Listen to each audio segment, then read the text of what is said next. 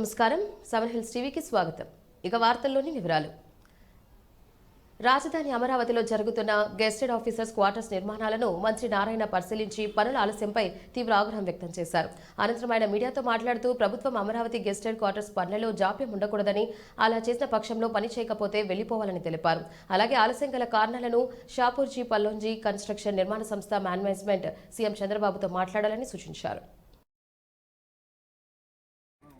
అదేవిధంగా type 1, type 2 వివిధ భవనాలను యాక్చువల్గా పరిశీలించడం జరిగింది. మొత్తం 4026 హౌసెస్ కానీ అపార్ట్మెంట్స్ కానీ సంబంధించి యూనిట్స్ జరుగుతున్నాయి. ఇందులో పర్టికులర్గా ఏదైతే ఈరోజు షాపింగ్ చేస్తున్న వర్క్ని పరిశీలించడం జరిగింది. దానికి సంబంధించి ఎంతో వేగవంతంగా వర్క్ జరుగుతుంది. మెయిన్గా పెయింటింగ్ వర్క్స్ కొన్ని బ్లాక్లకు అయితే అయిపోవచ్చింది. ఇంటర్నల్ గా ఫ్లోరింగ్ కంప్లీట్ అయిపోయింది. తర్వాత ఎంఈపీ వర్క్స్ జరుగుతున్నాయి. ఎలక్ట్రికల్ వర్క్స్, ప్లంబర్ వర్క్ కూడా పూర్తి అయిపోయింది. ఈ విధంగా యాక్చువల్గా వాళ్ళు మేజర్ వర్క్ కంప్లీట్ చేసి ఇప్పుడు యాక్చువల్గా roads, drains, basic infrastructure, STP, drinking water దాని మీద ఫోకస్ పెట్టున్నారు. అదేవిధంగా ఈ జడ్జెస్ బంగ్లాస్ తీసుకుంటే గౌరవనైన భారత సుప్రీంకోర్టు జడ్జి గారు యాక్చువల్గా రావటం, వారి చీఫ్ జస్టిస్ వారి చేతుల మీద నిన్న జ్యుడిషియల్ అకాడమీ శంకుస్థాపన జరిగింది.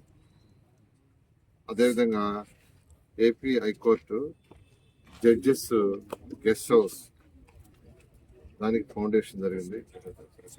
అదేవిధంగా జడ్జెస్ ఎన్క్లేవ్ ఇన్ఫ్రాస్ట్రక్చర్ ఏదైతే వాళ్ళ యొక్క హౌసెస్ ఉన్నాయో దానికి యాక్చువల్గా ఇనాగ్రేషన్ కూడా చేయడం జరిగింది.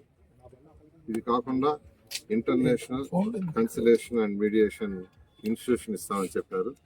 దాని మీద ఇమీడియట్గా సిఆర్డీ వర్క్ చేసి ల్యాండ్ ఐడెంటిఫై చేసి వారిచ్చే డైరెక్షన్ ప్రకారం దాని మోడల్ ప్రకారం దాన్ని కూడా టెండర్ పిలవటం జరుగుతుంది. అయితే ఏది ఏమైనప్పటికీ ఈ యొక్క బిల్డింగ్ సర్స్ అన్ని 2014-19లో స్టార్ట్ చేశాయి. అయితే గత ప్రభుత్వం 3 ముక్కలు ఆట ఆడి రాజధాని పక్కన పెట్టి రైతులను అనేక ఇబ్బందులు పెట్టి ఇక్కడ ఒక వర్క్ కూడా చేయలే.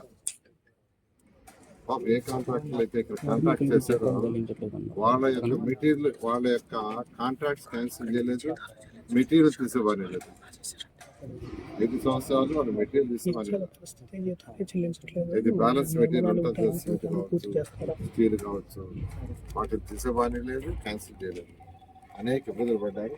అయితే ఈ ప్రభుత్వం వచ్చిన తర్వాత టెక్నికల్ కమిటీ అధికారులతో వేసి అనేక దఫాలు డిస్కస్ చేసి ఎటువంటి లీగల్ ఇష్యూస్, కోర్టు ఇష్యూస్ రాకుండా అవన్నీ సాల్వ్ చేసి వాటిని అథారిటీలో పెట్టి క్యాబినెట్లో పెట్టి అప్రూవ్ చేసి తర్వాత మళ్ళా టెండర్లు పిలవటం జరిగింది. అయితే టెండర్లు పిలిచే లోపల వర్షాలు రావటం, ఈ సంవత్సరం అధికంగా 4 నెలలు వర్షాలు వచ్చి ఆల్మోస్ట్ నవంబర్ దాకా వర్క్ చేయలేకపోయారు. నవంబర్ ఎండ్ నుంచి వర్క్స్ ఎంతో వేగవంతంగా జరుగుతున్నాయి. ఆల్మోస్ట్ తీసుకుంటే డిసెంబరు, జనవరి, ఫిబ్రవరి 3 నెలలే.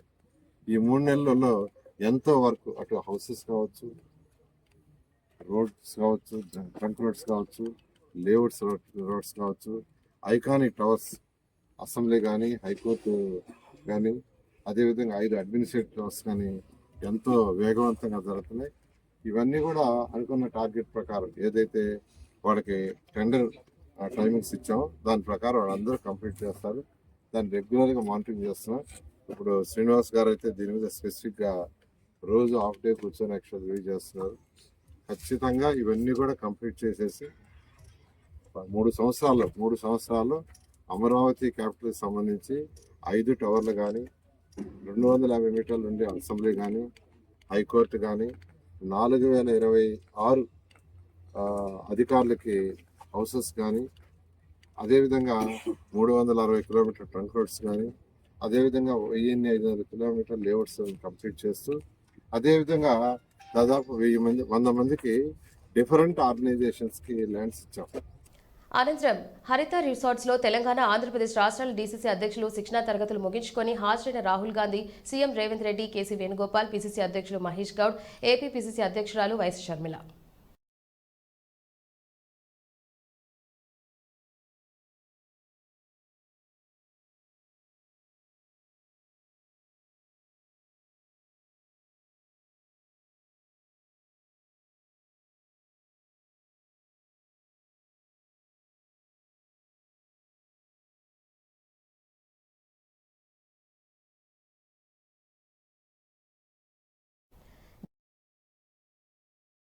దేవుణ్ణి అడ్డం పెట్టుకుని ఏడాదిన్నర కాలంగా బీఆర్ నాయుడు చేస్తున్న అరాచకాలకు ఆ దేవదేవుడు కఠిన శిక్ష వేశాడని వైఎస్ జగన్ హిందూ వ్యతిరేకంగా చిత్రీకరించారని, చేసిన పన్నాగాలను, ఆయన సతీపనిపై చేసిన తప్పుడు ప్రకటనలు దేవదేవుడు గట్టిగా బుద్ధి చెప్పాడని టీటీడీ మాజీ చైర్మన్ భూమన కరుణాకర్ రెడ్డి పేర్కొన్నారు. ఈ సందర్భంగా ఏర్పాటు చేసిన మీడియా సమావేశంలో ఆయన మాట్లాడుతూ బీఆర్ నాయుడు చేసిన ఘోరానికి ఏం శిక్ష విధిస్తాడో రాష్ట్ర ప్రజలంతా ఎదురు చూస్తున్నారని తెలిపారు.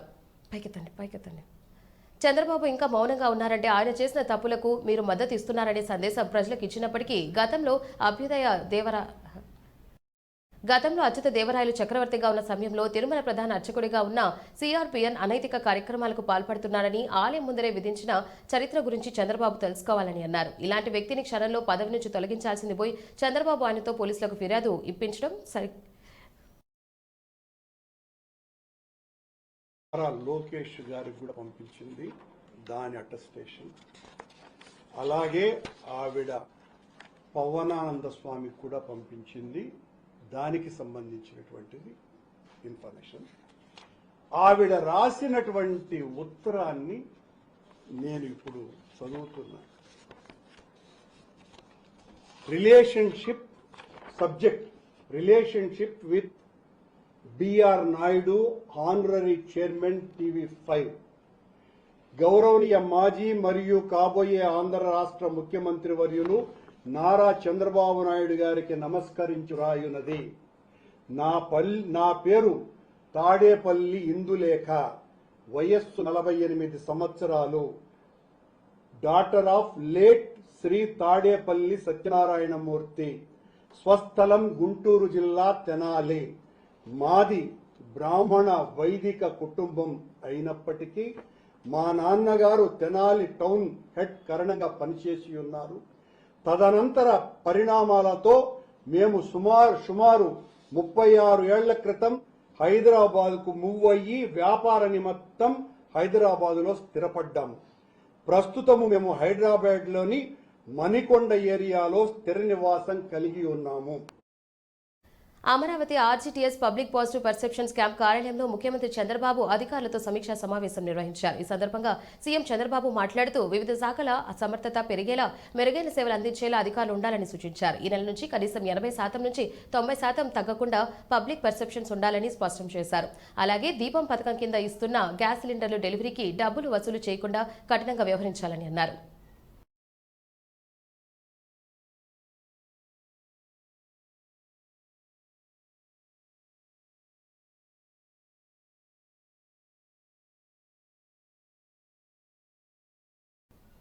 అన్నమయ్య జిల్లా పీలేరు నియోజకవర్గంలో మంత్రి బీసీ జనార్దన్ రెడ్డి పాల్గొన్నారు. ఆయనకు కూటమి నాయకులు ఘనస్వాగతం పలికారు. అనంతరం పీలేరు నియోజకవర్గం నగరపల్లిలో తన స్వగృహానికి విచ్చేసిన మంత్రికి ఎమ్మెల్యే నల్లారి కిషోర్ కుమార్ రెడ్డి ఆత్మీయ స్వాగతం పలికారు. ఈ సందర్భంగా మంత్రి బీసీ జనార్దన్ రెడ్డితో నల్లారి కిషోర్ కుమార్ రెడ్డి, రెడ్డెప్ప శ్రీనివాస్ రెడ్డి, స్థానిక టీడీపీ నేతలతో సమావేశం నిర్వహించారు.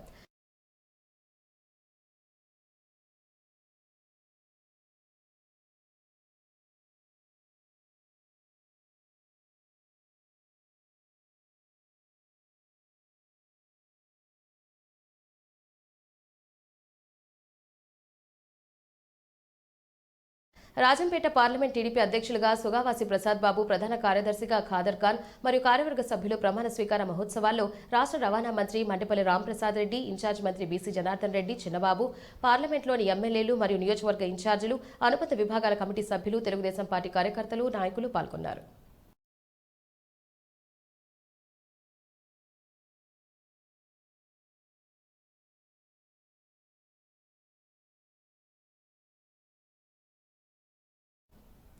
ప్రభుత్వ సేవలు ప్రజలకు ఎలా అందుతున్నాయో తెలుసుకునేందుకు గుంటూరు జిల్లా కలెక్టర్ తమీం అన్సారియా వినూత్న రీతిలో రంగంలోకి దిగారు.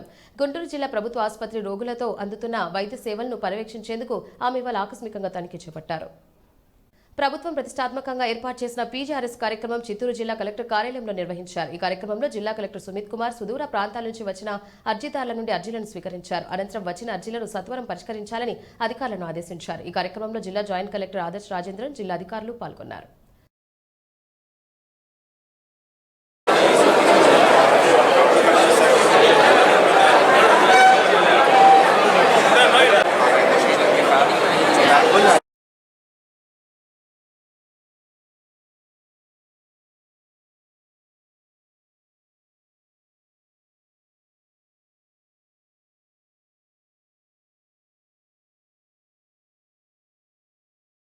స్వయంభూ వరసిద్ధి వినాయక స్వామివారిని మాజీ మంత్రివర్యులు గల్లా అరుణ్కుమారి మరియు స్థానిక శాసనసభ్యులు కలికిరి మురళీమోహన్ స్వామివారిని దర్శించుకున్నారు. ఆలయంలోని ధ్వజస్తంభం దగ్గర కాణిపాకంలో అరుణోదయ పుస్తక ఆవిష్కరణ కార్యక్రమం నిర్వహించారు. ఈ సందర్భంగా శాసనసభ్యులు మురళీమోహన్ మాట్లాడుతూ కాణిపాకం దేవస్థానం అభివృద్ధిలో గల్లా అరుణకుమారి కీలక పాత్ర పోషించిందని కొనియాడారు. అనంతరం గల్లా అరుణకుమారి మాట్లాడుతూ అభివృద్ధికి స్థలాలు ఇచ్చిన వారికి న్యాయం చేయాలని సూచించారు. ఈ కార్యక్రమంలో దేవస్థానం చైర్మన్ మణినాయుడు, ఈ వెంకటనారాయణ, ధనపాల్, చిత్తూరు డిపిఓ సుధాకర్, పుస్తక రచయిత రమేష్ నాయుడు తదితరులు పాల్గొన్నారు.